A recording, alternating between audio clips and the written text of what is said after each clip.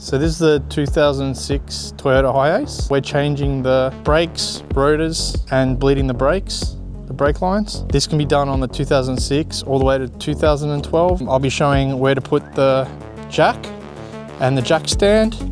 And then we've got the rotors here, the ultra disc rotor. And then we've got the disc pads here as well. So heavy duty Bendix disc pads. I've got my full socket set. We've got WD-40, which got the .4 brake fluid, which is the best usable brake fluid. And then I've got some brake cleaner. We've got the disc brake pad spreader. Open up the disc brakes so you can get the new caliper in, which is all picked up from Super Cheap Auto. I think all materials and stuff like that, it comes to like 280, 300. Whereas if you're using a mechanic, you're probably looking at 600 plus. So we'll pull off the hubcap. Maybe a little bit WD-40, we'll see. So 21 mil. Yeah, it's good to loosen the bolts once they're in, but I'll put the jack underneath and I'll get it to on the lower control arm till it's just suspended.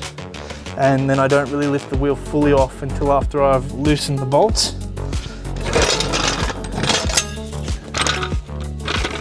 There's a brace. Well, I'll get the tire off and show where the brace is the best anyway. And then you don't want the wheel to spin. A socket wrench, but you can use a breaker bar or any tire iron that has a 21 mil socket on it. But this is really easy.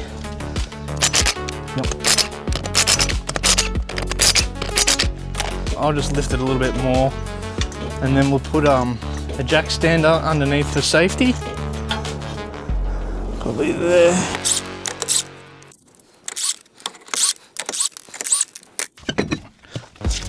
Alrighty. And then you can see where the jack stand is also. Now, we use a WD-40 to loosen all the bolts. Otherwise they can be a nightmare to get off. Wheel bearing bolts. There's four, there's 1, 2, 3, 4, they're the wheel bearings. And then you've got the two here, one down the bottom, one up the top. And they're the brake pad, the brake caliper bolts. And they're the ones we'll take off first. It'll need a breaker bar to get that off. That's a 17 mil socket. And we'll use a breaker bar. These are really tight because it is a 2006. Looks like they're old and rusty.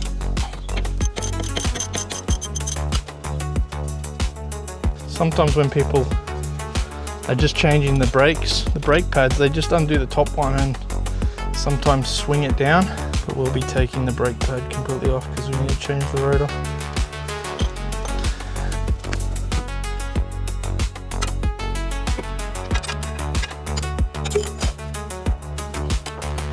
You can see how much lack of brake pad we actually have. Like, it's minimal.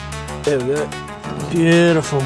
And then the caliper here, I just hang on the back here on the back control arm. The rotor is attached to the wheel bearing, and at the back it's screwed in that way. So some people try and, without knowing, try and go from the back, but you actually have to take the whole wheel bearing off and then take the rotor off. Alright, we've got the 17 mil for the wheel bearing.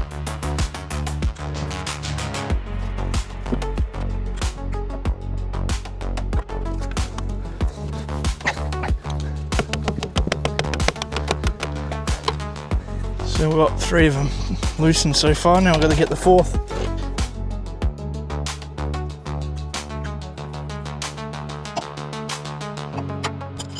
Alright, let's give it a bit of a hit.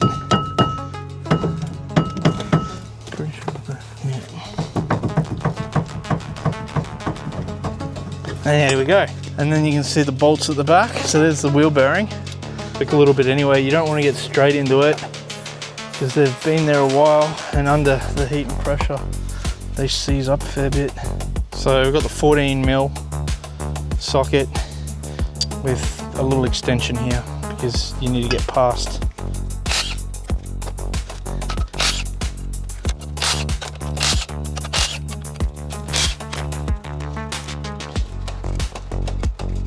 You got to get it over it like that. You get one end over it, than the other because it's a weird pattern. So now let's put on the new rotor. And this is the new one. And same again, gotta get it through like so.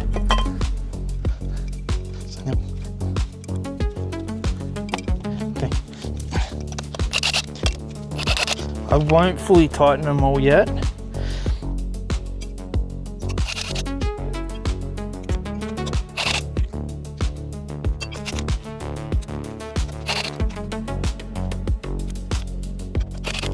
All right, now we can tighten it up. Now sort of like opposite end pattern.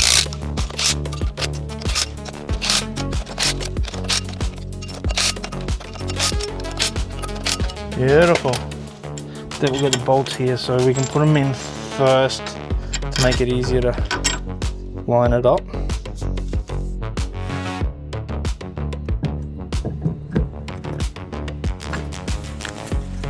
Because if you don't line it up with the bolts, it's really, really hard to line them up once it's on there and in there, because the holes, once you push the wheel bearing in, it gets stiff and it's very hard to then move.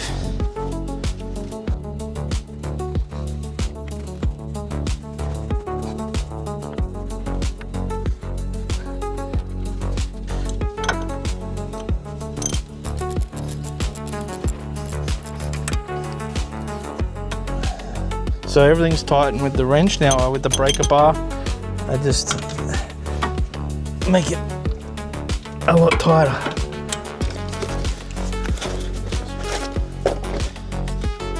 Now you always sort of got to watch how they come in and how they go out to make it easier. And you can see here that there's clips that are like bracing the pad, and they've already come out. So that one pops out like so. But as you can see, like look at the difference in pad. That was well gone. And then take this one off as well.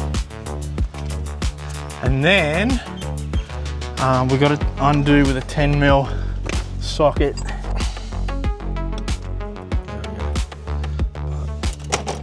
It's like they're so old. We'll still use it. And then we use a 10mm.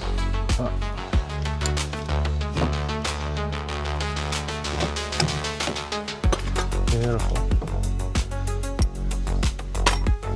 So now,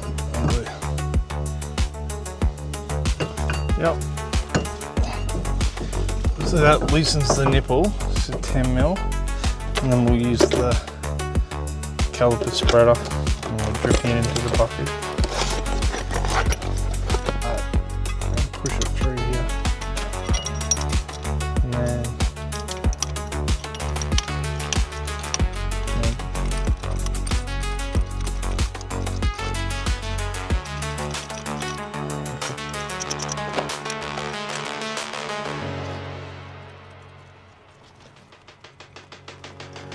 Now it's like pushing the caliper and it's going in.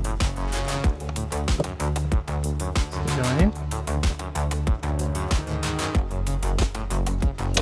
As it's pushing it in, all the brake fluid's coming out the nipple. Close the nipple off so it doesn't leak anymore. We'll put it in and then that will loosen it. There we go. You can loosen it. That's out. I'm going to put the pads in. So you see these clips here, and you see that bracket there, it sits in there. But then you got to push the clip there, see? And then same on the other side.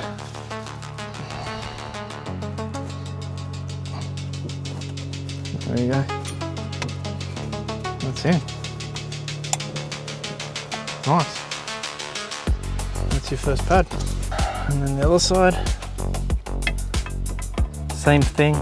It's got clips here and clips there. There we go. It's just a little Jimmy beauty. So that's in. Now to get the caliper on. There we go. So now we've got those two bolts that we had down the bottom here. So you got the hole there.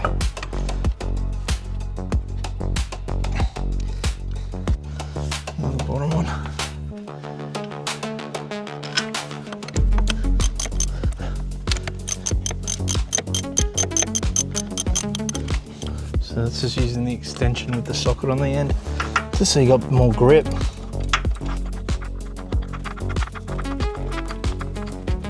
Alright, that top one's on. Now the bottom one. Yeah, tighten it. Alrighty. Alright, so I did that with this socket wrench. Now I can do it with the BrakeRepair just to tighten it so it doesn't go anywhere. Did the brakes. So you can see that the brake fluid's pretty bad. Look how brown it is. And it should be blue. So it's not very clear. It's awful. And it has gunk in it. So we'll loosen the brake nipple again where it's dribbling. Got the bonnet lever. So you got your brake fluid here. And you can see it's clear, but some of it sometimes it's blue, and then you fill it up to max. There we go. We'll have a little bit in because we're gonna bleed the brake. It's gonna put pressure on, and can you see down below how it's coming out? And when I first pushed it, it didn't have pressure on the brake, but now I can feel pressure. Now when I push down, I need you to tighten it. Now I'm gonna hold it, get any air and then, yep, tighten it. And then you put the nipple back on. A little rubber nib. All right, all done for the brake pad and rotor. So now we're gonna just put the wheel back on. You know, even though sometimes it looks like the nut, if you were to do it, would go that way, proper, which I've been told by mechanics and many mechanics, the proper way of putting it on is actually that way. The stud pattern I do when I tighten is always opposite.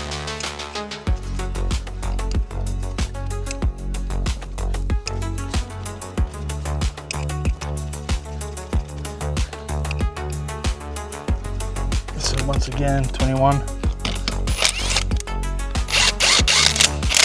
I'm not completely tight yet. Opposite ends. Now,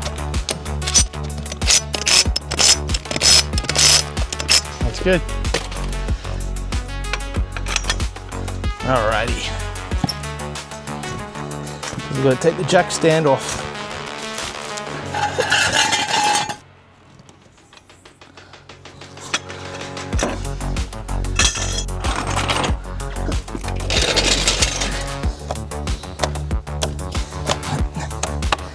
And then we take it for a test drive. And we're all done. So thanks guys. Thanks for joining me with that, and hope to see you soon. So check out my channel for new videos and new material that I'll be doing that's just jack of all trades, from maintenance, cars, building, whatever it might be.